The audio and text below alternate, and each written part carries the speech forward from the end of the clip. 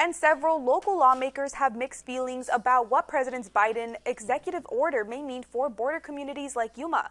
Some say it's only a band-aid on what is a bigger issue. News 11's Valeria Rodriguez talked to local Arizona House representatives who represent our area and share their thoughts on the new order, which took effect today.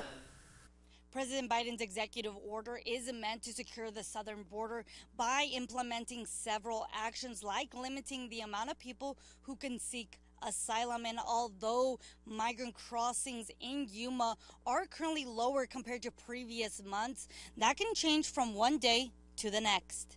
I went down to the Yuma and San Luis border right after the order went into effect and did not see any migrant activity, but you can see all the different types of drinks left behind at the San Luis border. Democrat Mariana Sandoval represents parts of Yuma County and says she's not fully content with the president's order. I don't think that one Band-Aid is going to fix the problem.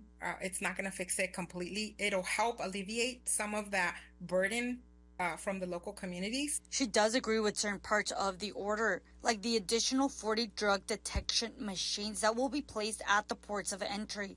And that will be helpful in installing like 100 new inspection machines that help detect fentanyl across the entire southern border and the ports of entry. And what she would like to see moving forward. They need to expedite the hiring of new agents. It takes a very long time.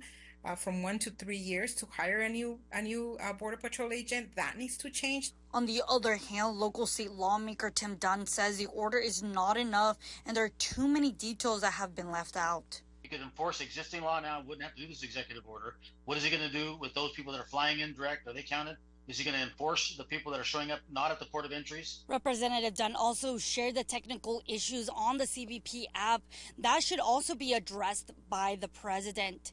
Reporting in Yuma, Valeria Rodriguez, News 11.